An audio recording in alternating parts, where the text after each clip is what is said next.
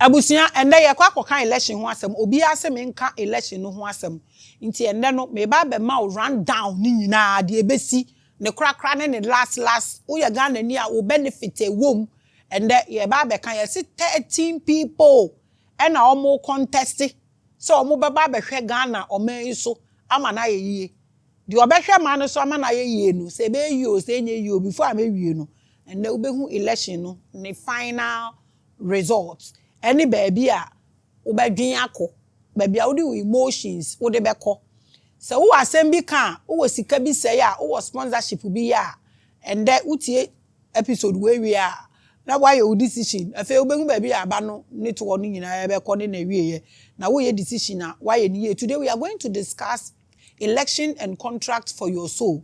That is what we are going to discuss. Elections ankasa hwan na de baaye the way aye commence no ani bibia hwan na hyehyɛ san hyehyɛ ni nyina ye bekom ni yehu ni ahwɛ sɛ election ni wura ne hwan aba na ye to no na yi wina ana wina no owo hɔ dada na wuni ani nti na wuhu aso ye kɔto aba na esunsunsanso ne sɛ ye formalities ye rituals ye festival bi na ye perform e die na efiri wo hukom na die na free election ni mu eba wo hɔ as a Ghanaian and as an African because election dey kwa baby ya but ye kan ye de nti na ende no ye kwa kan asem a ehu hia yie na fa obi ya so ho so we ye Ghana ni de efa wo ho esese wutie ayin in Africa elections are big festivals.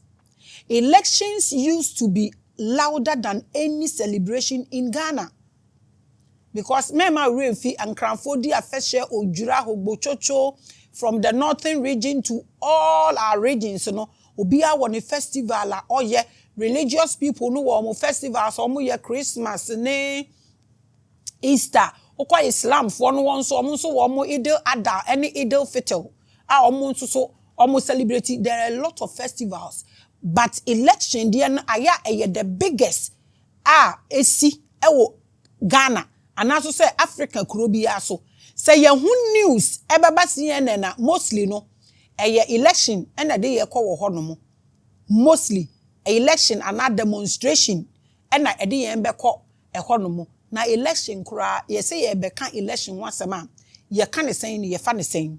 It is evident that things are now calmer and people are walking away from the euphoric state of elections. But what do elections mean to our spiritual life?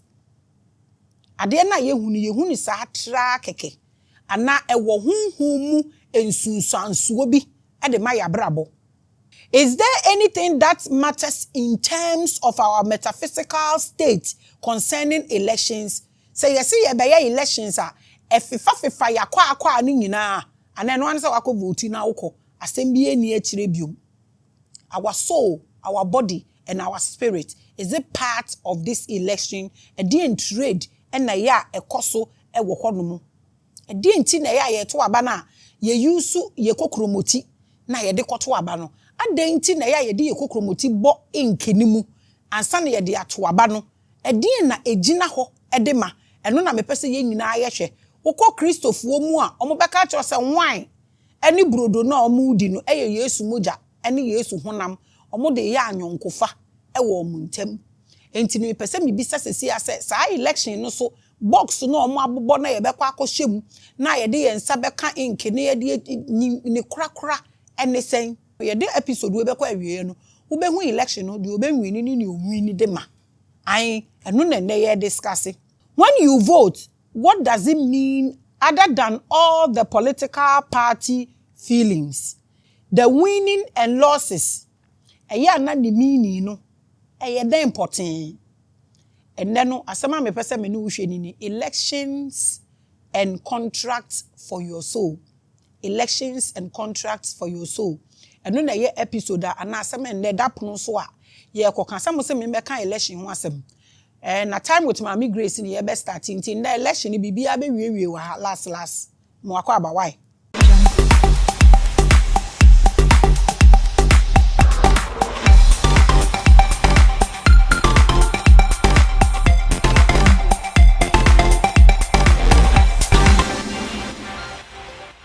Yo ebusiam man krankrabia achi e man krankrabia akwaba at the bad time with Maame Grace Jumedie kese yisu biom ene ye da kese because ye ka asem a efa Ghana fo nyina eho election bo t-shirt achochowuro ene ahodo campaigns ahodo ni dede a omotai yegu nipa asum endwoma ahodo a enwumtofuo betwa de omo betwa awie ahwefom omo nsori biom ene omo betwa awie adane nipa ene omo betwa awie last minute kura no no omo so abedane esikafo ni nyina ende ebehwem ni yaka esunsunsanso me man krankra bi akwaba on this platform. I am the prettiest preacher. Call me Maji. I'm a bin some cansem. I'm a nanso so ye da foforo ye ba be kan election no and wasem ye topics no makacho elections and contract for your soul and no ye discussing. I have had many people ask me to talk about elections. It is right for anyone to ask me to do so because elections are big events. Usually, spiritual people, juju people, and pastors do one thing during elections. That is to predict who wins and who loses. And no, and uncle, who's a spiritual person be a kind election as a man. And no, no, share Jesus. No, Jesus man is screw. And not because she are born a pampum. So because she are not got to a sunsuma. You whine a benwini. And then the Bible born a bobo power hammer what to say. Correct. Secondly, they set themselves up for leaders of elections to come and see them for rituals and guidance through the elections. But for me, I want to talk about something different. I'm always different. I mimi yesrunko. I kakaka krebi nanka me yaye Jesus no. Oh yes, so ronko. Oh yes, so ronko. Oh yes, so ronko Maame. Akaka krebi nka me yaye Jesus no. Kame yaye sronko. I'm still sronko. And to me, I don't say things people say. My downloads are always different. And no na me different than the rest. It's either Maame Grace or the rest. Take it or leave it. That's how it is. Yes. But for me, I want to talk about something different. That's why they say I'm a witch. So let's do Winchy way. And so they say I'm a witch. So today we are going to do Winchy elections. I'm a babobamamu. Abayifo grand star because some mama me din by force nti mama me no maka am so fredi eni hɔ a ebeba ho nti me gimdi se maka mana aba so obi lusu a wo a wodi akire wo benefit ye den obi nwini a wo a wodi akire no wo so wo benefit ye den election ye koya de ne ye frɛ ba ye so de ne ye pampam ade free ye so nia o benwini afi we no ye election na ye koye ne beyi no ana so se hwan ne beyi no eno ene asem aye ba beka e asem e da mo akoma ho ti me to me boase na mama mo scenarios na ma create stories na sadia sebio wa adwene ni level ti bia no wo be get ne bam 100% without confusion. I always look at the deeper spiritual implications of everything. That is what I do. And mama ye different no because that is who we are. We are spiritual beings deceived into a physical plane. Medikan achirechire mama what ho ase plane mua. Said this dimension no doesn't belong to us as spiritual beings. And you'll be na recycle yen. And a culture said Genesis chapter 1 verse 1. Ashase ni Nyankopon bo dabi. And you'll be creation ashase and starte wo ho. And your body no na shase and started wo medikan achire mu achire until you be no ohwie yen no de yen abegu ha until when it comes to me or you call me to talk about anything I will talk about that thing for you but I will go beyond this 3D world because I don't belong here you don't belong here either. Before we proceed, I want you to understand two factors. I want you to understand two factors here. In all things of in-depth spirituality, there is always an exchange of energy. Adie biya say ya sorry, say ya comfort. Adie biya me person what say exchange of energies ekoso and exchange of spirits ekoso ewo ho. You give or receive. Yes you nyame fie ye fa no me anase ye fa yishira. ewo honum. Those who receive and give in good faith are like two rivers flowing into each other. Very clean and pure, but we also have energy hackers. Those who find a way to penetrate through your energy centers and cling to your energy source and suck you dry. Almost wo. Enti niyama mienu na ekoso. Energy hackers will get business. Ewo election we say mu. Ena omo nso a omo be give no omo be receive back no. Omo nso omo ti say nsu a eyiri efa ha na emutie na ebomu a wuntumi enhu sonsono ye a ewom say niyama mienu ena ya etaisi. You can picture this as a horror movie where a deadly blood-sucking animal or alien sucks on people till they become dry and die. Ubetumi I illustrate and now they depict it say a movie bi and I watch ne bu ni say tiawa na fe what it baby amekono ase. But in our case of spirituality, it is not physical or something you see with your naked eyes. So bibia wo behu bia no ewo two faces. Bibia wo beye bia no ewo two faces. Ewo kwan pa wo ho, ewo kwan bone wo ho. Na ye wo bibia wo komu ebeye wo yi akosi se wo bewu. Na ye wo bibi so a wo komu a ebese wo akosi se wo bewu. Epese obia eti ahanom se no asema me na ye easy ama ye nyina na yetumi akọ. Bibia wo beye bia ne ne awo ma ene ne awo fa. Eni se obi aba wo so a all hakew. Ye wo we bi e wo relationship mu, marriages mu, edwuma mu, baby a nipa wo bi a these two faces no wo behu wo ho and the same thing and wo behu wo election mu. E wo anuanom nta wo abusuafo ntem, asofo ntem, ahemfo ntem, baby a nipa be hia wo ho bia no these two act no ekoso e wo ho no mu. Nti sa two act we no ke ebekoso e wo election mu. I want everybody to get it straight. So what sort of energy am I talking about? The American energy no. Na the energy na America.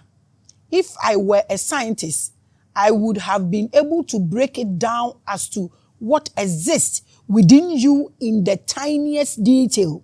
In spirituality, we call it aura or vibration because it has electricity and nutrients. Call it vibration. Minim said the America menya scientist nti ena minim ade bebre so sa meka bubuku nimu ai nti no say na metumi aye na ma. It is nutrients that you get not by eating food necessarily but for a higher level of energy in the soul. Enti enya ade a sebi o udidi yi a ena o ores eye clean enya aduane ena enye we but a level of higher energy bi a ebetena ekra no ana enkwa no emu ayasa ekra na enkwa ne soul no brofo no ha adwene kakra but minim se ne America no wote. For this editorial, I want to call this energy electrified ions. So this is my phrase. Enti wote so bi e kan o baby say electrified ions akase who or ye scam or ye ewi we are me creation me book no me ni bi me de kakra amele yeso say dia mo ye dum so beda na ebrofo no ebi na maya mamu no but ye me nko ame brofo me ne me nkrofo mo pe na mo betumi use because I made it myself. It's not for anybody. So this is the term that I have created or coined from two words: electricity and ions, from nature, not from eating.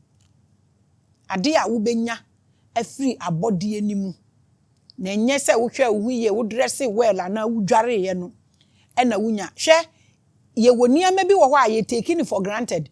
So wo krama wo fi a wo de wo sori a hwe krama nani din na wo ne nani no enye lock wo eye with krama nani wo be hu se o release some happiness mode bi egu mu a wo mpo ye nipa o because krama no wo ne full consciousness oni obi ya ho adwen bone nti wo hwa aboa bia nim genuinely a na se wo so wo always ye cleaner most aboa na release sa hormones no happiness hormones no we release e de agu mu anka sa na se nipa ni nipa tena but nipa ehwe wanim or sere hwe wanim na adwen foforo wo ni tirim adwen foforo wo na komem enu nti ama ye ankasa ye create a whole lot of mess for ye ho nti when we give other people hack ebetumi aye wo yire a won ne da mpa so ebetumi aye okun ane ne da mpa so ebetumi aye dia won ne ye adwuma ebetumi aye obia onne wonam no hye wanim no wa adwen foforo wo ni tirim no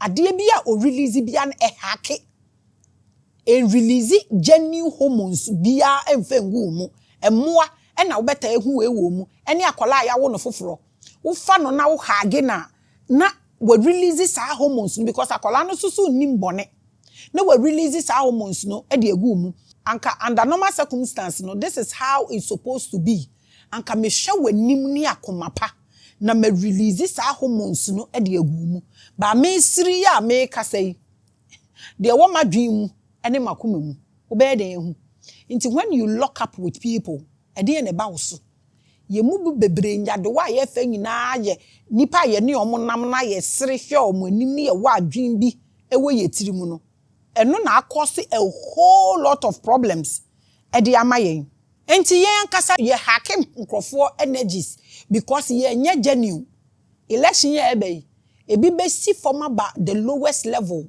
just to get your vote but ade ene ne se adwen no ode one wo kasa no kasa na o ka kire wo ene sidie na ewo nanim ene bosha a o hye wo no eno na ewo na adwenim no no ankasa mpo a o be hye wo bo no ne wo be kasa no na adwene no eye ne dia ne nkrofo no mo kọ round no mo ye campaign omo ankasa kora no omo nim ni omo ye no omo nim ni omo ye adwuma ama nana kwachi no enu nie ye wo ma sebe ne ya wo ma omo yare na yete wo na ni ukunu na tie nso yare e ba wo so because adwene na mote wo no obia wo na adwene say ye de machine bia besi wo say marriage we secret kura ete marriage ni ntem a awarefo no ye miensa secret no nko ampo begu aware ne so enti ama ye ntumi generate ye ores ni na ye sebe dirty enti ye ne nkrofo lock eyes a ana ye ne ye ho ekeka ye ho a ye ntumi generate bibi enko na emom ne ya hake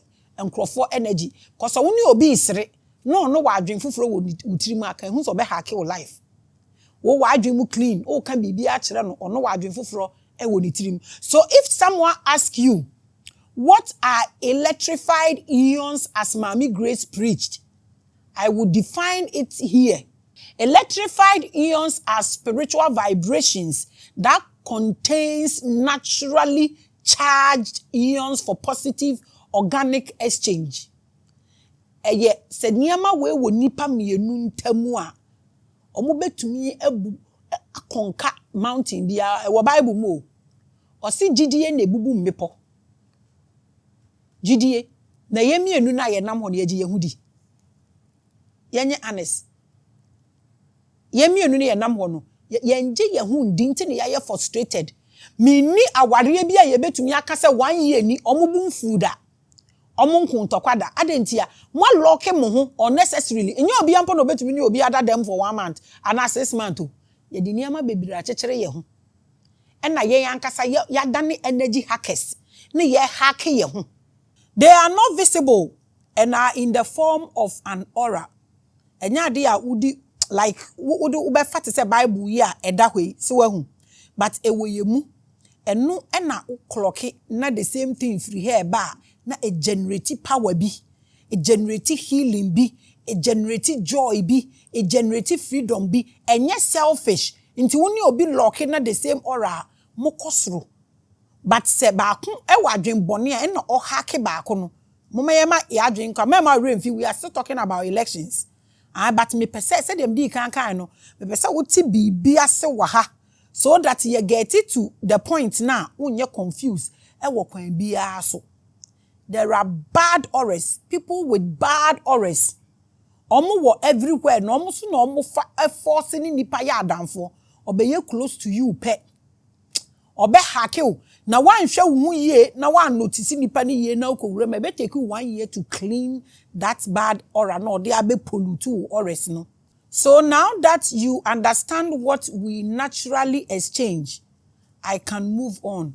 You say when who said ya nti oko part of India wo to ade a wo ko mabrochi wo ko Indian shops mostly no wo to ade kra on fa ne san gisika no obema wo de to table no so na no so de change no ato container bi mu na ode ama because on person obeje ne direct onimu ores na ode na ba be change ba ekrom ha ye hagi obia ye chie obia obi kura timi she obia tade that is serious hwe wo hu ye. When you give birth to a beautiful baby and you hug the baby and you feel some emotions in you, that baby has given you pure electrified ions. I don't know if you can den kramine de no e de toto homa e mo so they give that thing, especially poodles.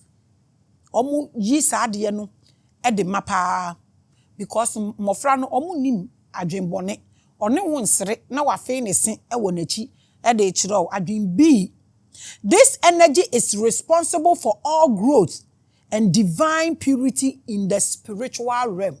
When we say sometimes a big crack now platforms and they want to hack your energy. Who person hacking me energy? You have a whole lot to hack. Hey, we be breaking said they will hack it World Bank for system. Everything you're tied to on that foam dam, you cannot hack it. We have them all over. This is why I debia me power chow say baby a wo kono. You're careful because it is a unseen something. Obekono within 1 minute ni ya hack you. It may take you 1 year. Remember ni titiri. You won baby kwa wone ne die no. Wa reverse your life for 1 whole year.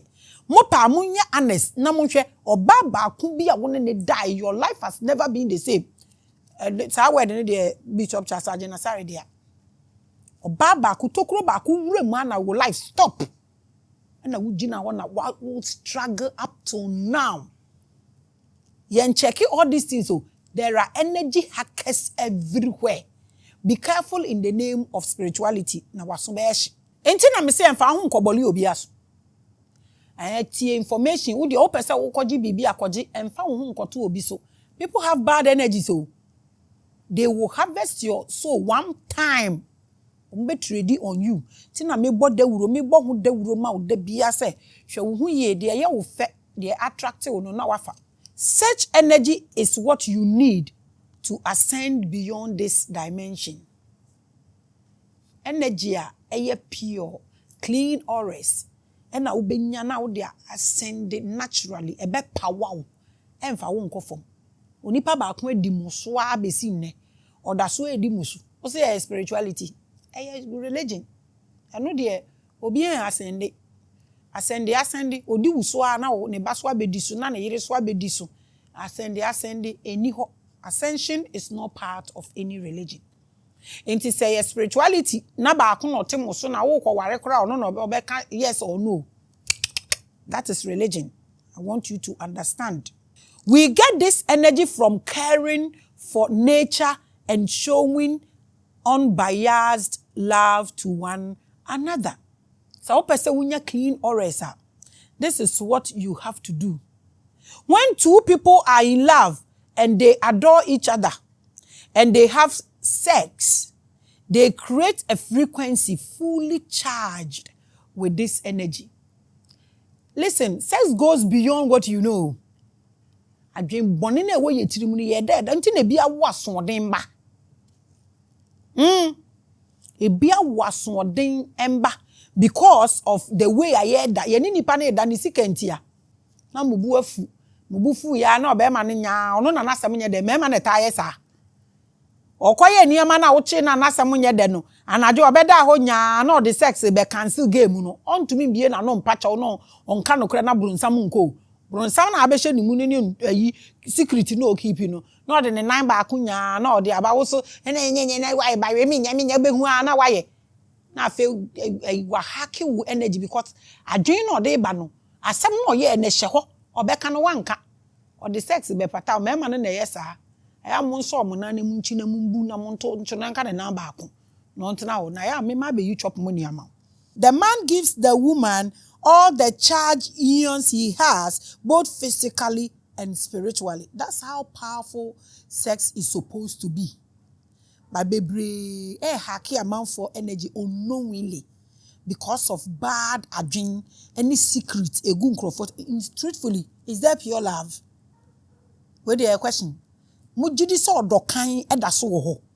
Truthfully, is there any marriage a secret be a name? Is there any relationship a secret be a name? This is just a question. Oh. But Aden Quentin as our go ba. I am bema no. Omo ye quiet. A man in the kasapa.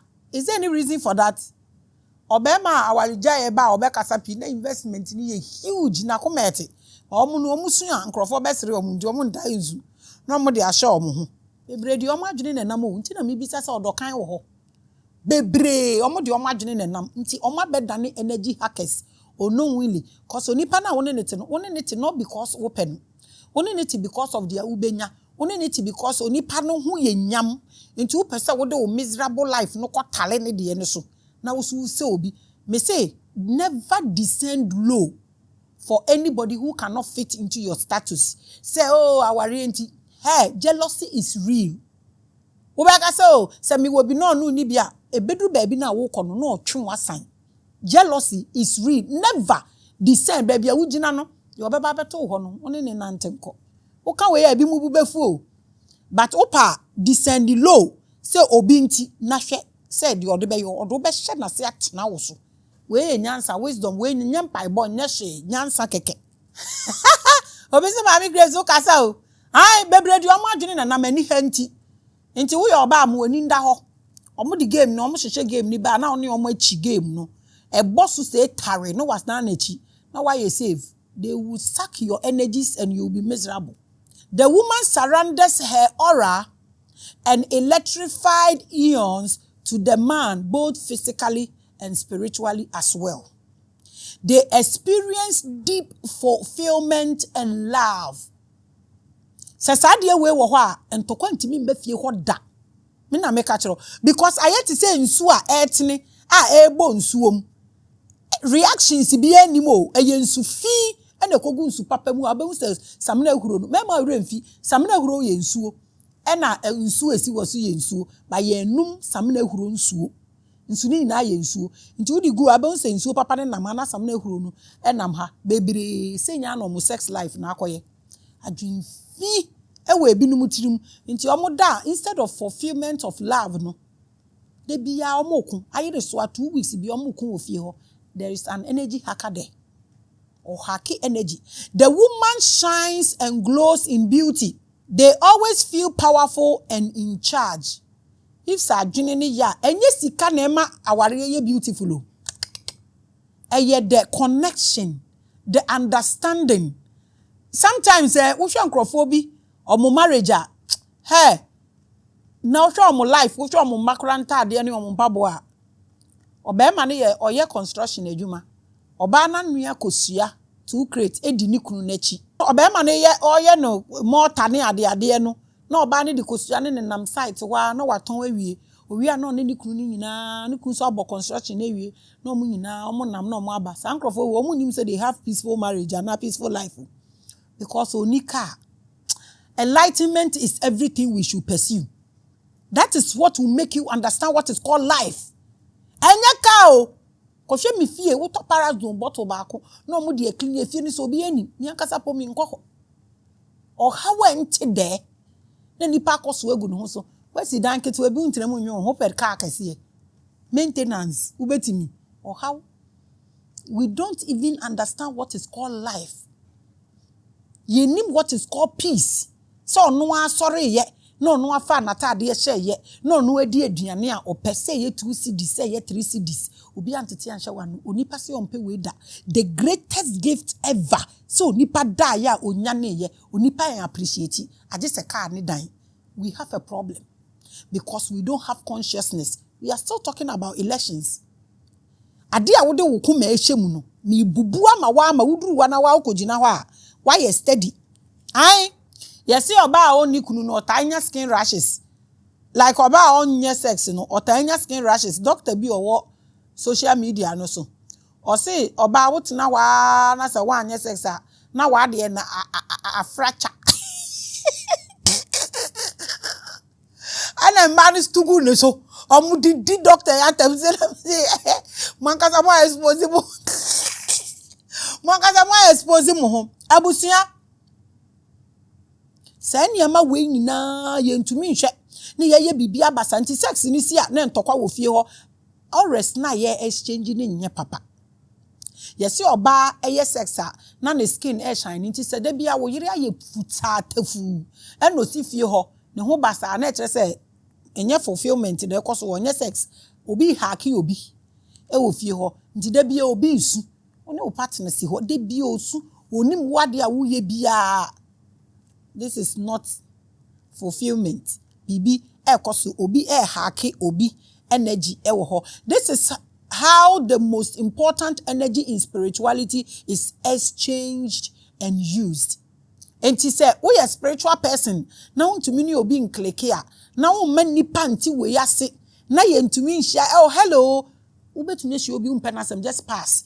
And you say, umpenasem ntino. O bompa so on say. And now kanasem.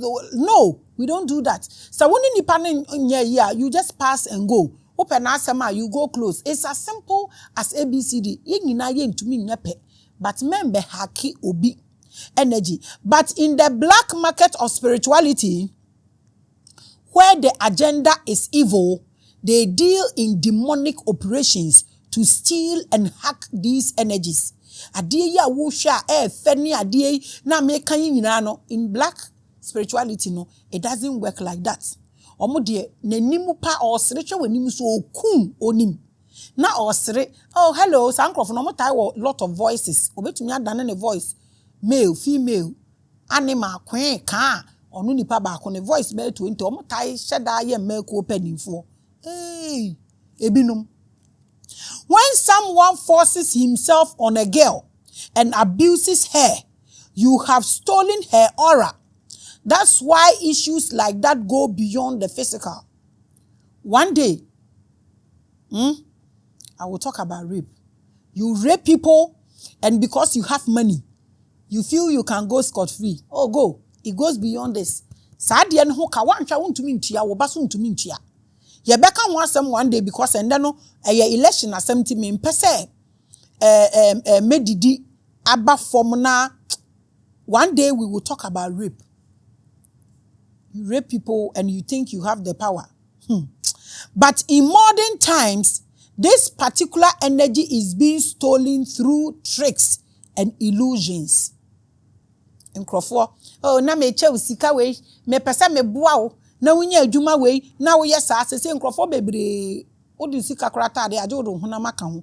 All these things no, eye omu wia energy. In Crawford no omu wo knowledge pa no, omu koye bone a no ma befa young girls no watoka ama no one na de bi wo kra enye sex ankasa de obene ne ho betwitwi no wa yi ni ores ni bad ores wa hake na odeko ene ade. All these things are there educational ka start Sunday school na wenti no mo say woton ade na obi di sika bra wo sesama na mensesa ama no enya abayisam. They are all talking about ores because onipa ni ora ne nya na wo gi di two sika na obetumi ahake wo ora no na fe eka na eba wo so we ye simple knowledge anke betumi start e wo Sunday school but ye nyeda ye brobru nsama ma ne ho na metutu nkuro enso besi nne mi hu so bru nsama wu.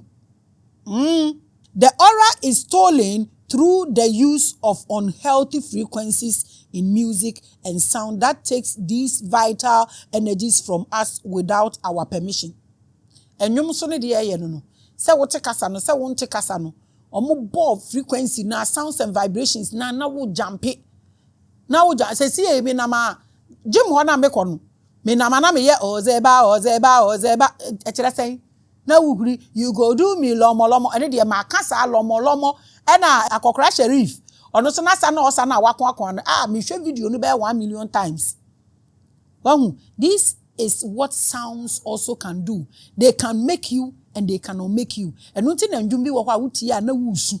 Ebi wo no ma wutia na wosre. Ebi wa wutia na wani age. All these things no, they are organized and na say omo hihye omo. Omo didi nipa aura. Esese nka yehu saniama we nyina ehu nimdie so that ye ade a ye behu ni ayeye ne ya ye ni ye. I have one important message to you all. Protect your energy. It's very, very, very, very important. So 1 year idea we are election no the oben winning na meka akere wo no. Obe shine wise. Protect your aura. There are people who will come close to you just to steal your aura. Election ya be omo be kwa akogoza kope abachi ate. Chi techi ombeko ho akoye campaign. Asem no mo ka akere omo ho no eyampa. And they are there just to steal their auras. Because whether you are dead or alive, this is the most important divine energy in the universe. Your auras, protect them. Your energy, and your friend spirit, protect them. Don't throw them away. Because so important to you. This is why there are machinations and manipulations of doctrines in the world. The whole battle is for your electrified ions. It is food for vampires, archons, aliens, demons, dwarfs, and ghosts. It is food for them. They feed on your auras, your energies, your emotions, your joy. They feed on them. So make sure that you be protecting all these energies. It is the fuel for your soul and your inner being. This energy is what makes you a god or servant of the gods. So what are you? Looking at your aura and your energies. Who you a god or you a servant for the gods? Omo maseti omo gods no. Omo finally omo no. You become their servant. Obi e de wo be ye hanam e de amanisi. Don't worry. I know we are talking about elections. Just follow the preaching. You will get it in the end. Me the one wine, mama every corner and every angle to me drop a bombshell now. Now what you say the echo. Now let's look at contract ceremonies.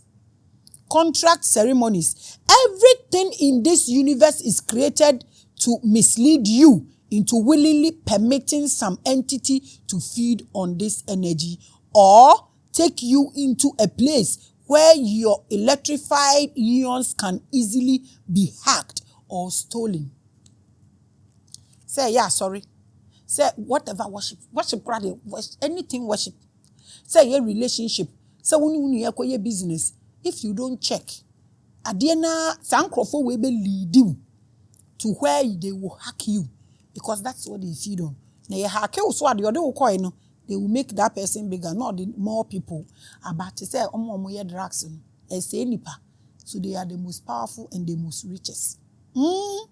Elections or voting is one of the biggest aura exchange contract ceremonies. And I will explain. An election sibo na nkrofo ohu na ebi ani tu na ebi na itwa owi o se na me di omo echi na me na atwa e na omo ama me hwe nda na we fi party we na okwa ha. Are you doing anything we don't know? Or you don't know what you are doing? This is a form of a soul contract. I'm not saying you must not go out and vote. No. Menka say asma me ntina me de wakwa echi ama wahu no. Menka say nkoto aba. I'm not a religious institution or worldly dogmatic system. Meka chiro say enkoto aba na ye de ya asori na ye kodo yetia abato yetia bentua yetia mojaje me. No. I'm not working for archons. So I don't give instructions to people, but I open up truth to you and I tell you to work on your ascension, not salvation.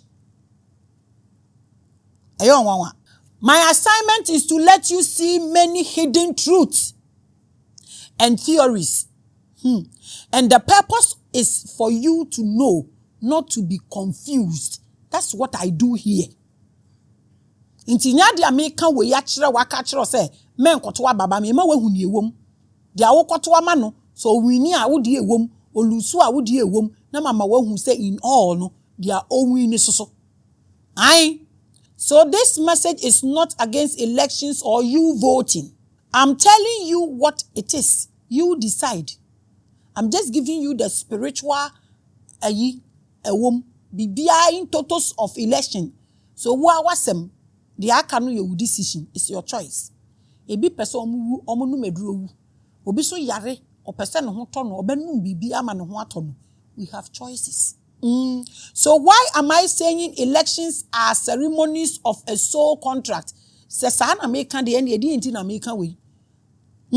In Akan, we say elections involve you giving your to me to someone. Your vote is your power. Why not asem we da? Why I didn't know say we to me mo obi. I didn't know say wabat one ye to me. Why I didn't know more kasa didn't to me no more. I'm sure you have heard this many times, but you don't really think it has spiritual implications. Omoka we are no more can say no more jan no more. Eya election ba say we na me expect spiritual people no bekeka. Na nkrofo ehu omhu. The spiritual essence of elections is to trick you into signing off your most powerful energy to someone who has been systematically selected for the exchange ceremony. Nti na me bisa wo say wabato no. Eno na ema obi wini. Ana wina no wo dada. Eye question no. Asama mi ken no obi aye ready o twen ahwe say me kan say de obi wini ni o twen atie me ka kire no wani so ada wo. Omo ankasa kura na omo di election nachi yobe no. Omo ankasa kura omo nim omo ho. Nti omo ba kikikiki omo ko opposition na no omo aye mobo bebrebe omo awie ye no a chain punishment because they don't have in-depth knowledge of what they are even participating. And no one say yenkwe no be kobi. Election is a ritual where you use your thumb as the ultimate indicator of your God self and an ink which symbolizes blood to surrender your electrified eons to someone without expecting anything good in return. This is election. And then I'm about to tough wo amede ama ono kokurumuti any ink me can obi say wo say ink na your blood amanfo asua de akwa akiro eye wo na woteta anu he ya say yetimi de communion wine ekosi asori dem say ye Yesu moja de a obi so tumi de ink ebesi kwa ama wo say moja look sharp oh look sharp yes say party bi wo ho no mokro omo ye wie enu leader ne de ni moja ena ode eyeye adenti na mo tworo da bia mo de pen ne tworo wo tworo a wo de signature no wo de pen na wo de tworo even no mo ye biometric no krampo wo de bibi be tworo e wo ho ma e ho aye color. You don't learn deep things, so we've been taken for granted because in crofo we de ade ba mu bia su ya na omoko we don't care. Uko embassy uko se uko ye interviewer. Yes, if I didn't know what you pay waso, person who waso. Na fa wo eyeball, no fa shwe straight. Ye fa wo fingerprint. Ma min fa bibi ninjina has see na min bisa no. The enti omo yesa. The enti omo pe waso ehu. No mo hwe wo eyeball. No mo pe wo fingerprint. Oh hu kada. But o the betim so anywhere, anytime. No worries. Emfa ne ho. The opa no pe. Ya ye mobo. When it comes to knowledge, we've become too poor. The reason the continent is become poor, it doesn't mean the continent ni amao a mineral, but a no. And a biggest problem no, you don't understand anything. Follow nkwa wakana pass. And no, and ye say hanoma, yeah, into no one sana or the carbon inkim no. That is the meaning. Ah, would do energy, emma, wunya she. Moto aba kukukuku na moto aba ma we na e de na matumi asesa e de na omu ye omu decision so omu be ya wo a wokoto aba na watumi asesa da. You just give and you give and you give and you give without getting nothing. Wa na wo say mama me obi no be punish me and you continue doing it. Wa wo say ukoye sa ritual no punish na ukoye a wa wo say the energy ma umpe bibia in return. Yempese ye be kire symbols. Any sign you may was sorry by ye chere signs and tokens because I know they beton ni sika. It is the biggest ritual behind the dogma of politics. When they say politics is a system of the devil, it doesn't mean that the devil doesn't have work to do. Oh, bronsam, oh, Medina, share, washisha mouse barry. So he comes to help you choose your leaders. No. Bronsam ni sa da agena obesi forma ba Ghana fwe mum choose la wu Bronsam oni sa time no. Oni sa daji no kra. Ena bronsam na be ye bom paye ama we na we wini election nyame si nyame ben. Ah, you know what ni nyama wa seche wa hadada o. Di jampaye no emfa. It is a ritual of you surrendering your most powerful point of attention. That is the most electrified energy in your heart. Your love and fears to people who have already been selected by the same system to do the same thing without contributing anything to your life. This is it. This is election. That point, no. So we go fre o Christo ni se ne nsa 5 on kire wo ensa bia ne pointer ebeye problem sisi and so me Maame nsa so sisi obi o ye real mistakes bia can read my palm in 20 seconds. Opa mama me fanya question ento platform so for bia me bisa ne bia me obeba bia me bisa no ebeye wo na me moma bedane bayifo e wa asem we hu se nimdie na ma me ye bayifo dia so be it. You are going to vote for just 2 or 3 people who the same system of politics has selected for you to choose. System ni yobi dia o. Nti na mi hu se asofo ni bi bom pa ye se na me sure musam se na nkofo ikwa ba asem ni. The same thing obiye ni ho obeye hwe ama o. Ai obiye ni bebi obeye hwe ama o tiemie. Say ye NDC, say ye CPP, say ye NPP, say ye CPP, say ye PUC, say ye KWY, say ye Jerome, say ye Hwan. Ade any nyom dia. They are just employees. Mo be ye adwuma ma mo master. I mean no harm, no hard feelings. They tie na me bo ama. They are the same. They will do the same. They will rate each other on who causes more harm to you. They know what you want. And they are watching everything, every single move.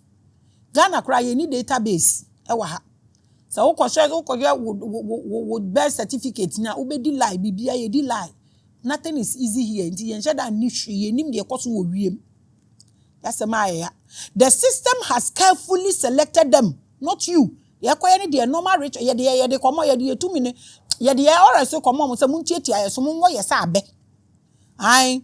The system is only using their final selection to perform a ritual to harvest your soul by contract. Maka. Omo di anim omo kopre ne kro omo nim what they are doing kakra omo benya na. But this is the real thing. Na sanka abilities ni de select ya anka wo hwa de ahu bi ubehu. Some will say that those who are not too political are free.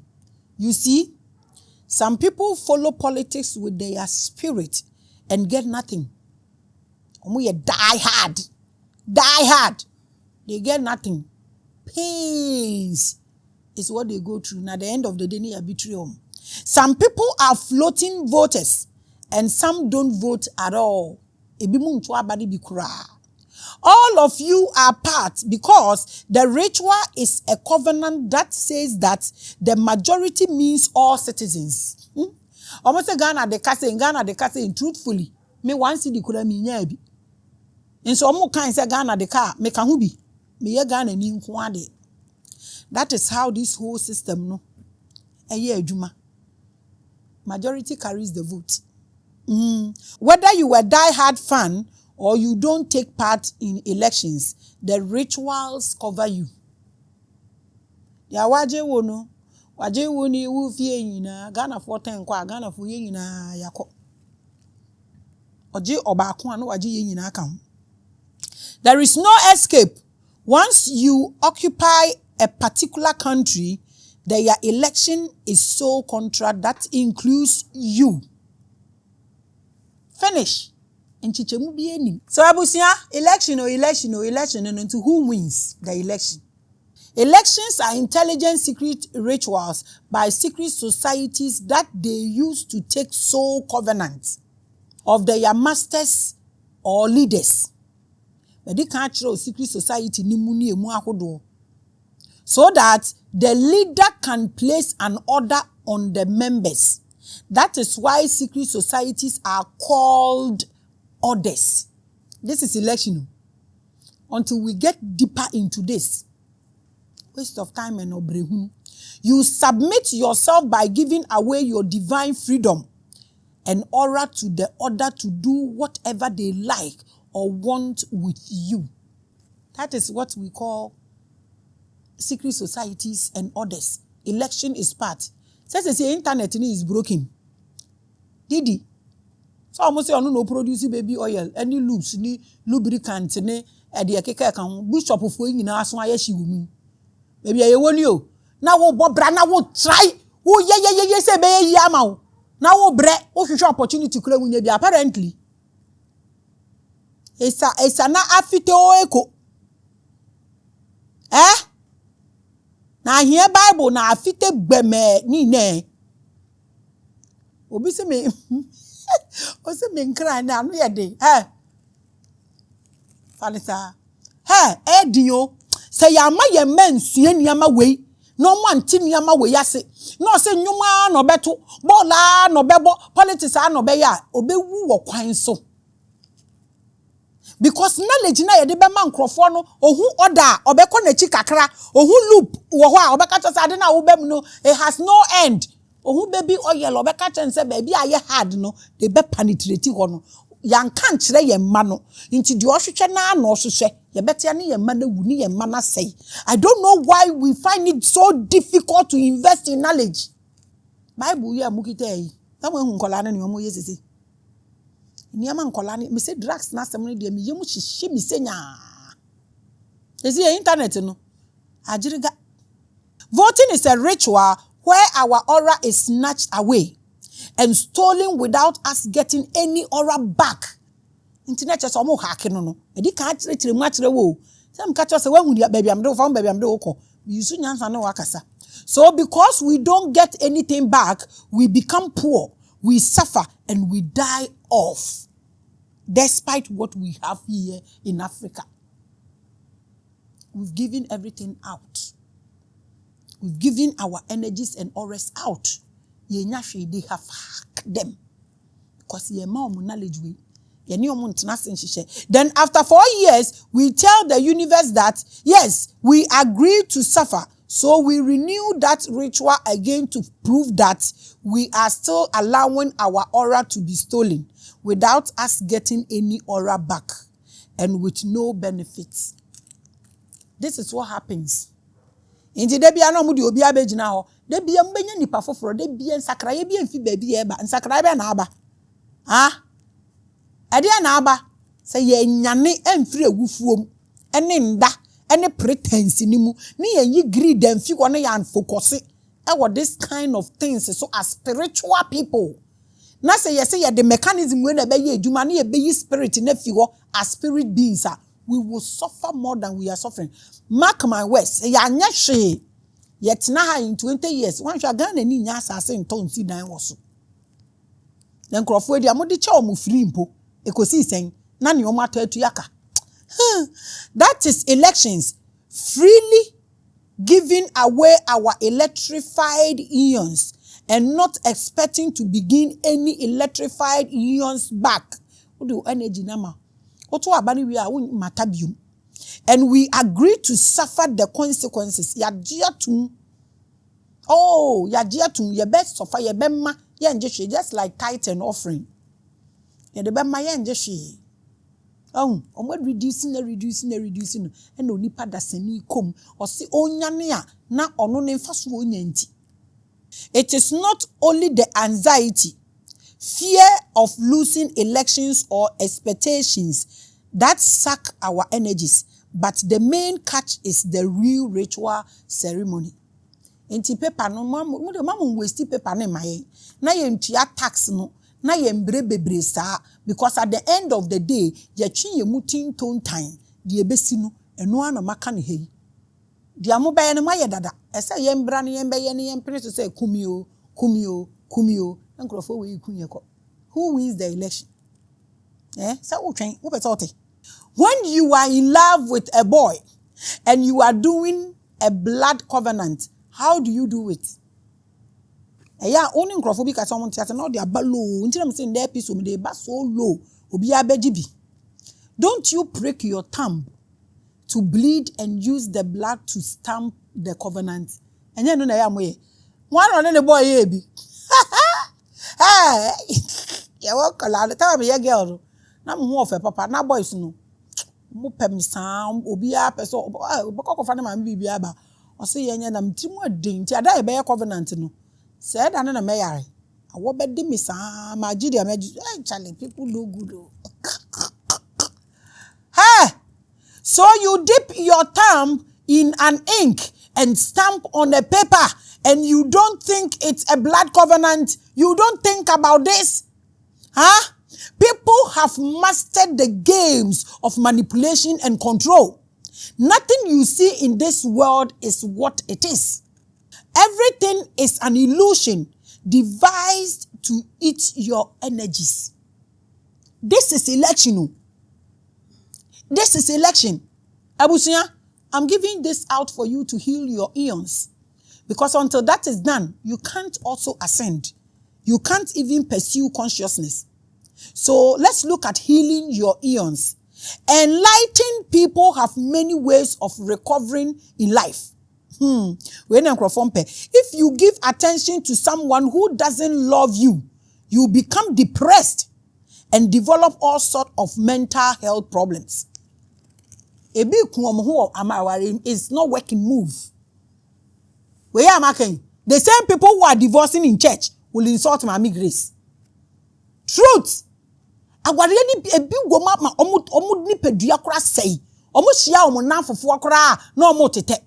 In the name of marriage, you baby akomabi you. Nkrodo so a. Entina fa akonye nim guase. Intina me page American women asem no.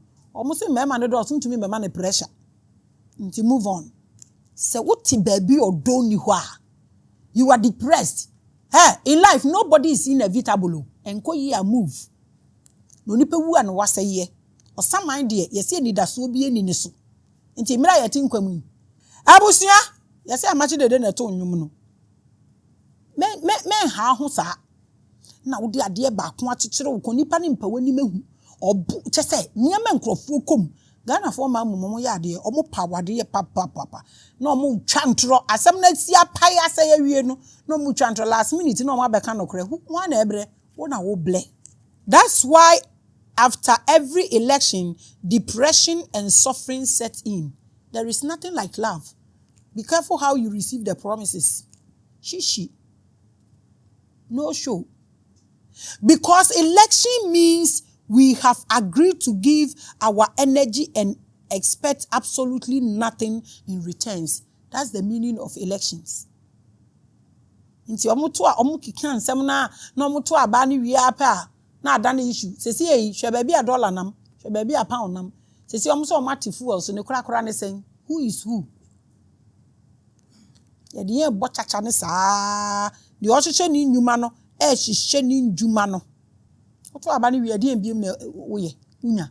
What else? Wanu nduru dwom brofo no mo beka wo kura so Maame ebi ana wo tese me wonte brofo omo abe use na inflation and the inflator na omo ko omo anim. So what you do is find out how to get out of depression. The most important thing in this is to choose to save nature and preserve energies instead of following politics. Choose to save our trees and rivers from galamsey. En some how na manu we me mpese me de beka. Bisa wo ho say aden na all the big men na all the politicians and everything, every big ones. Omo manu duru dwom ahemfo ne ne ekeka ho. Aden na omo ebinum omo ayedin. Na nipa kakra bi na ye responsible for galamsey o. Nipa kakra bi na ye responsible for galamsey because they are big companies. Omo aye kom na de ekoso bi ekoso say politician you say hwanyo say asem we kura de okoka ne bebira wan hwa na wo ba behu. Hu o galamsey aye rampant. Wano no untumi mfa nko ayemfo ne mpanimfo no ho. Enko kan kire omo say galamsey na mo ye no munjai because ensuo entumi nwu nsuo. Ensuo entumi nwu nsuo na galamsey no mu se nsuo no mu sa asase na asase so no yete eno de wentumi amfa wo power na wo borofo no wano no anko mpanimfo no ho anko pa wo mochow nhwehwanimu ohiani a wako ekroma wakoche otwe wakoche adowa no sa husband snatcher we ti wo so omo nkoche no so obi chi bushmeat Ghana for ho omobo ekrom ha no yenye obi a wo krom ha no ma owo reputable life obe kasa about ye affair a husband snatcher we eno no osoma se omo nkoche okurasi ni a wache otwe he Ghana for wo odwin Ghana for ho a wahu odwin Ghana for ho a beto nwuram o wano na wo power a few people no more yet responsible for galamsey you didn't go there to talk to them ohiani a wache otwe a owe kura na owo bush na owugu ho no nsuo dey say wankọ ho ye ni obi ya wa ha se husband snatcher na oba bechi ahiafo onchi obi na mehwe no ai ha Ghana for mo ya hwe ni mu o mo ye nhwehwe ni mu papa mo bebre ebinom mo ye nhwehwe ni mu nature bodies are always ejecting free ores for us to use in the akra bi nsi ye fie mini problem o mamu nkasa mesi omunkoku mua no me mua no me wibi nti mi ntumi nka ntro obi ase onkoku no batwene anim da hɔ a ye mo ne nkyɛn fam na wan kasa kra obi kunu oye nipa kra waje na obi ekoku abo a wo so kwache no ha wo so de ka na obi so suka mu nyina mu de na ka na wom wo so wo de wo kwache obi because wanya konwa esogo etisunti joka Ghana ha so wan hwe ni ya obenya blood pressure. Anytime our aura is stolen, a river or tree can easily give it back.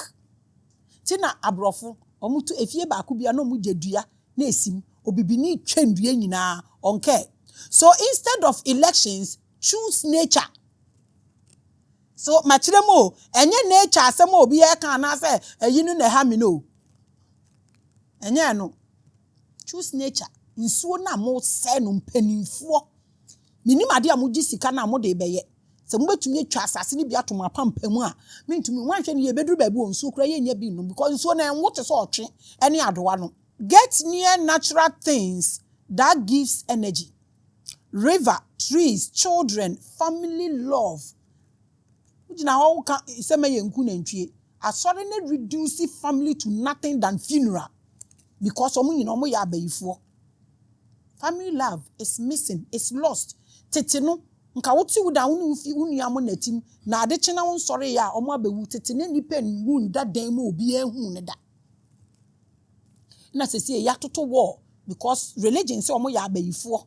Ni ye reduce family ni to nothing than the funeral. Nipa no wu a ni ye de komo omo. Ndanfofo kra wontumi mfa danfo. No kredie ni ho and community give you back the aura you give. So what to me share with community so yeah, they will give you back the aura you give. You give all rest to people, not because of what you will get. Papa bi ebeche me and go 1 gallon saying, or the free achim ho baby and go 1 gallon no they beche me. 2 months later no mo frame me. I think 2 weeks ago said no mo frame me say papa ne yari serious. Na me catch me driver say move a car, we are going to that man's village. Now almost say go 1 gallon tin me 2 car and I'm say hey so be dwene wo ho a this always na ye nia me say ye de ma ye ho ni ye tumi tu nyade wase wonim say fear and e ma kidney problems wo pa read more e fear na trigger kidney issues say Ghana kidney problem akola mpen obia is getting kidney problems because the fear as nipam wo koka na prayer warrior ni shoe akwa bi a obeye me hwe ni shoe na negawe enti abusua these are things that ye here genuineness is very important ai enu na beboa ye a tree takes your aura and gives you back a fresh aura to refresh your system. That's what nature does because nature no eni adwen bone ewonimu. Music is powerful. Some sounds create a multiplications of good auras and some sounds deplete or steal energy. Symphonies and calm music are great for generating your vibrations to grow your electrified ions. Let's give the musicians attention. Let's give music itself proper attention so we are able to shape it. A calming nipa, a chichi nipa re, a betumi so nipa abodam, a betumi ame nipa suesu. So yetumi nya attention man microphone ye groom or mo giftings now. We are able to groom the frequencies ye release a good system numu ye maninti. It sounds like they are OT no, baby or one in OT no, uni hobi no waka actually say we mentie and also say we tie. Meditation is a great technique for regaining your lost auras. Very important. Some minerals and elements help us regain or protect our auras from bad sounds and things that steal our electrified ions. There are coppers. There are one day this week measure say education about coppers and the crystals because I have realized no so better than another prophecy say right now you cannot even open your mouth. So this is my message to those asking me to comment about the elections. Whether you are waiting for the US or Ghana elections, who wins is not my problem because that choice is from the same system. Election in a rituals kekeni yekoye. The omube wini dada. So wo de o party win you, so party lose you, the same thing no demand from us. The same pain na ye nyina ye kom. So omo to electricity mo, omo to pipe mo, bibi omo betum cement bibi a menu nyina, so wo party A, so wo party B, ye nyina ye wom. Me ne wo ye rituals no mo gi ye tumi no mo punish ye. Obi eni wa o win amount. The obe win no ana win na no ene ye dia wahyeche system no ono ena oyi nipa obetumi punishing enough fa we fa kwa adwindwim. Choose nature, protect your electrified ions. Very, very, very important. So election is coming. The one who will win is what I've told you. Those who made the system. Oh dear, they are no keke so that they will grab you, your consent into whatever. Or therefore, let's choose ourselves and nothing else. So who was sikana ode koma politician no ko ukrom mo bia 5,000 no mo fanye adwuma so that omo de yen ko omo de yen nam nika nimu a wabusuafo no omo be survive. Until then, think about this. The one that will win the election is what I've told you. The one that made the system is the one that will win the election. Cause onu ni nipa ode na eba dada you be punish you yiye na wo de wo ko na do moja akne wo ho odin akose mo de mo nyame ni amu pe bia ti se wo twen se meka de obewini asema ka akire wo de be ba wo so we nya ai until then makram.